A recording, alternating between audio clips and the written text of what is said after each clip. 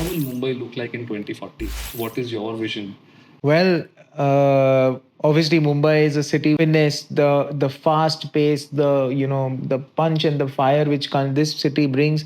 I don't think any other city in India brings that kind of thing. Secondly, it's a financial capital.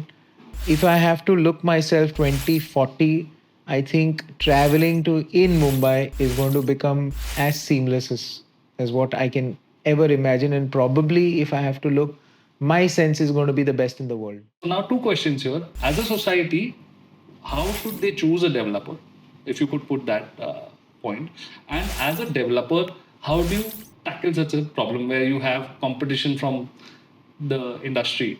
Number one, obviously, you should go with the experience of the developer. You should go with the delivery of the developer, the track record of the developer. That is very, very important for you to select. You may have a developer who's doing great all across Mumbai. He may have different projects, all of which is very nice.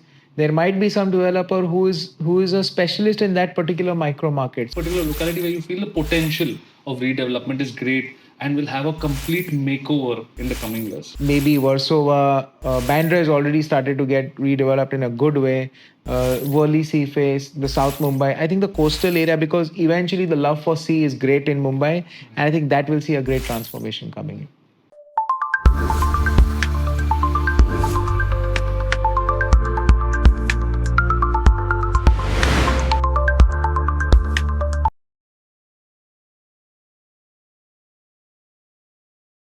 Hello everyone, I'm here with Mr. Dhaval Ajmera, and today we are going to ask him things about redevelopment and the current scenario of redevelopment in Mumbai. A very good evening, sir.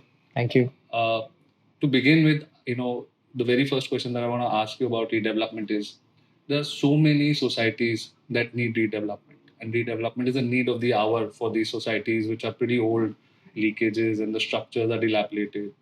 So, if they have to approach a developer like one like yours, like Ajmera Group, what steps do they have to take? Can they directly come to you, or should they have something ready with them before they come in and approach a developer? So, basically, I'll answer this in two things. Number one is when a society is when you look at Mumbai as a city, right?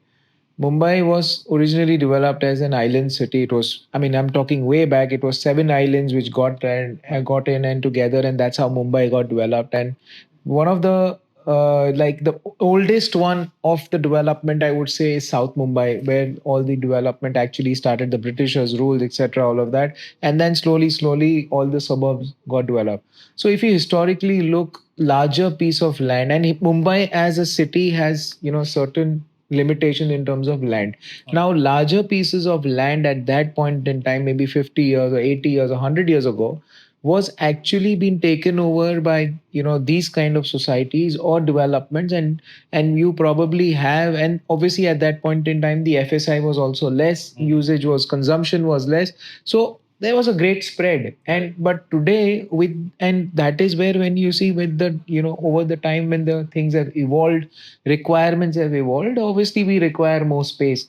And today in Mumbai, there is not much space available. The only space what we see is redevelopment. And that is why there is a great importance of redevelopment today.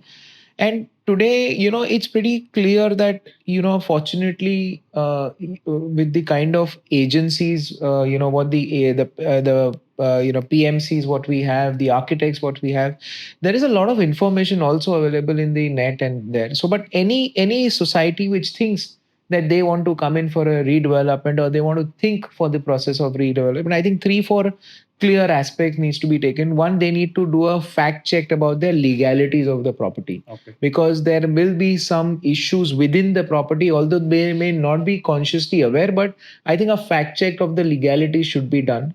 Secondly, there should be an architect or the PMC appointed to to understand what is the potential of this particular society or a plot that it can actually go through.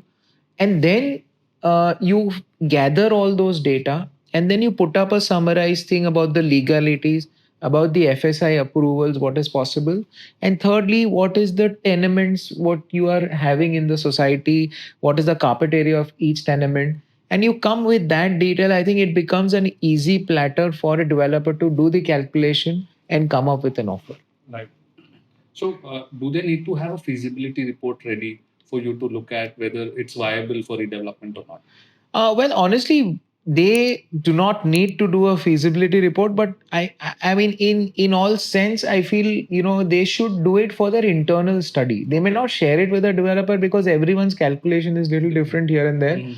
But for their understanding, they should know that okay, logically, if I do a project, so कोई भी अगर one developer is not doing, but someone else is doing, eventually this is what the margin is, right? So they understand that this is the ceiling where I need to, I feel that is the only ask I can do of extra percentage. I can only ask so much for a corpus, and I can only ask so much for a rent, and I cannot go overboard because eventually it's a business for a developer. And if he or she does not work or does not get that kind of money, because everyone's doing business, and if they don't, then they would not take up the project, and somewhere it will get stuck. So it is better to understand what the limitations are. Right. One follow-up question, because you pointed this out, that I'm sure you must be coming across a lot of people in such societies who have unrealistic expectations, right? So as a developer, how do you tackle such problems where they have unrealistic expectation that because I've been in charge of the society for so long, I should get something extra? Because I'm sure you must be coming across. If you could share some experience of yours, how do you tackle this as a developer? Well, it's just not me. It's every developer comes across this thing every time. Right. Obviously, the societies feel that their plot or their society is the best and the only available in Bombay, and rightly so they want to have the best juice coming out of it, which is okay. But I think underline it is very clear to understand that eventually this redevelopment will be successful if it's a win-win for a developer if he makes a good product and makes great money, win for the society if he gets the right area, amenity, and a good product.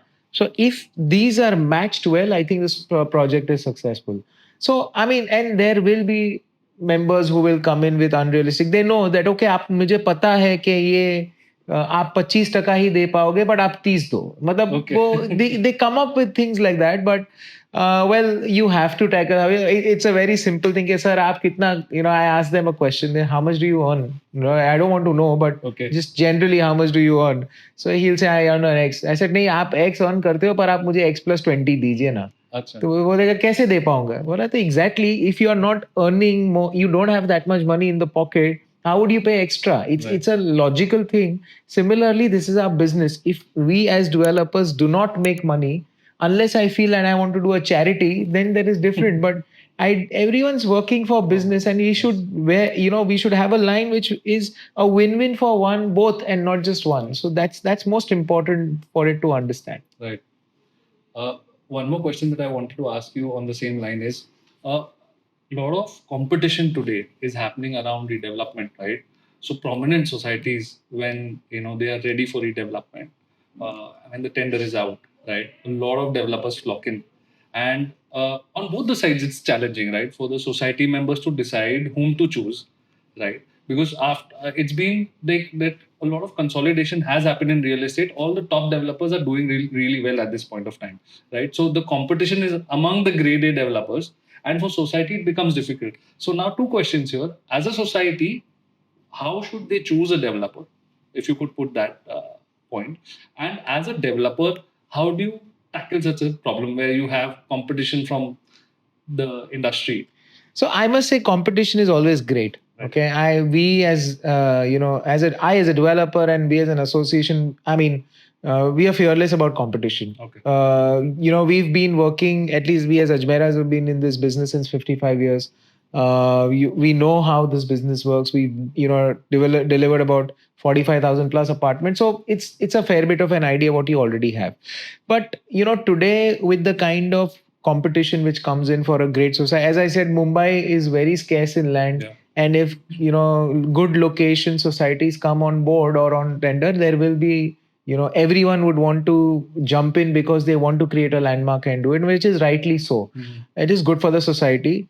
I simply say a selection for a developer and the society is two, three things. Number one, obviously, you should go with the experience of the developer. You should go with the delivery of the developer, the track record of the developer. That is very, very important for you to select. You may have a developer who's doing great all across Mumbai. He may have different projects, all of which is very nice. There might be some developer who is a specialist in that particular micro market. So Right. there is a developer who may not go out of Khar, Bandra, or Santa Cruz, and he will only work in this micro market, and he may have a great name, which is very nice, which is absolutely knowing the society well, knowing the location well, and the developer who's been doing businesses all across Mumbai and is established and he's worked for a long time. I think that is also a great choice. So obviously you have now fortunately so many people who've been in this business working well, delivering well, giving good products. So it's these are the criterias I feel as a society you should definitely look at. You should look at the experience, you should look at the net worth of the developer, you should know the financial stability, you should know the experience, you should know the delivery status, and obviously the legalities. I think these 4 5 aspect is what you need to assess while you're shortlisting a developer. And at least I tell to all my developer friends, competition is amazing, but and there is a great camaraderie between all of us that you don't cut into each other. Okay, so if you bid in as a competition, as a business, but then you get it great, you don't get it fine. But it's not like, okay, oh, a particular developer has gotten, so I should go back behind the society and say you don't give him and give it to me. Okay. I don't think that's something which at least healthy developers do it. Right. Right. Okay. Uh, Now, if I ask you, so much redevelopment that is ongoing, a lot of more societies are going to up for redevelopment. So much infrastructure development that is happening. Some of them live, some of them going to go live in the next few years. If I was to ask you, how will Mumbai look like in 2040? What is your vision? If you close your eyes and think of Mumbai in 2040, how do you think Mumbai will look like? If you could just pick up a few things that you can imagine that we will see in the future. Well, obviously, Mumbai is a city which we all have grown, and I mean, all of us, primarily, even I have grown in and born and brought up and grown in over here. This shows that that finesse, the fast pace, the punch and the fire which this city brings. I don't think any other city in India brings that kind of thing. Secondly, it's a financial capital.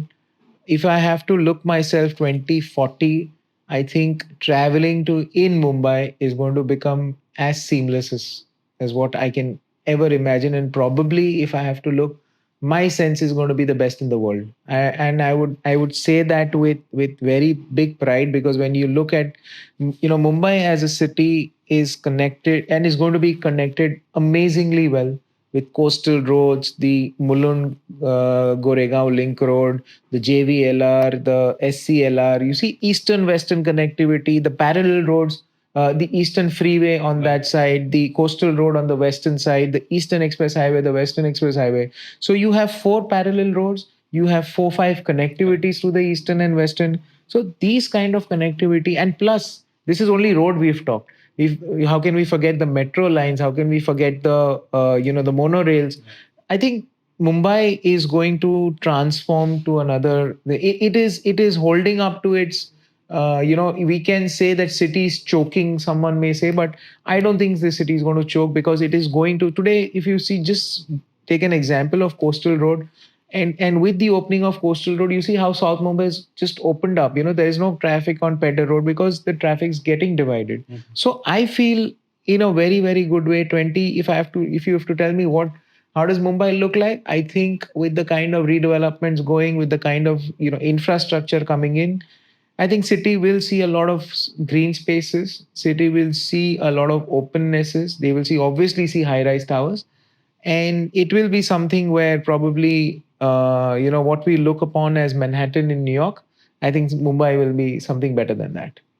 So, do you think even people stuck in a lot of pagdi buildings, majorly which are dilapidated, will also get a solution if they Absolutely. Today, MHADA for a fact, there are about 13 odd thousand buildings in in Mumbai, and primarily which is under MHADA's control, are not MHADA's control, but they are in for redevelopment and they are dilapidated.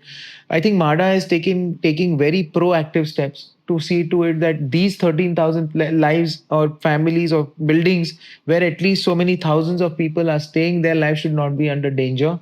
And they should come up with they are coming up with some solutions to see to it that these redevelopments happen faster. Right. Okay, that is, I think, a great insight from you. just one last question to wrap it up. Any particular locality in Mumbai that you think will have a complete different look going forward with so much redevelopment? Any particular locality where you feel the potential of redevelopment is great and will have a complete makeover in the coming years? Well, honestly, every particular suburb in Mumbai is doing great, and they have they're transforming into a beautiful city with every suburb having great high rises, openness coming up. But if I have to look at one particular city, I think the coastal area of Okay. of Mumbai, maybe Warsaw, Bandra has already started to get redeveloped in a good way. Worli Sea Face, the South Mumbai. I think the coastal area, because eventually the love for sea is great in Mumbai, and I think that will see a great transformation coming. Great insight, sir. Thank you so much for Thank this you. time. Thank you so much for all these answers. Yeah. And this will really add value to all the people watching. Thank you. It was a pleasure talking to you. Thank you Same so here. much. Thank you. Always a pleasure. Thank you.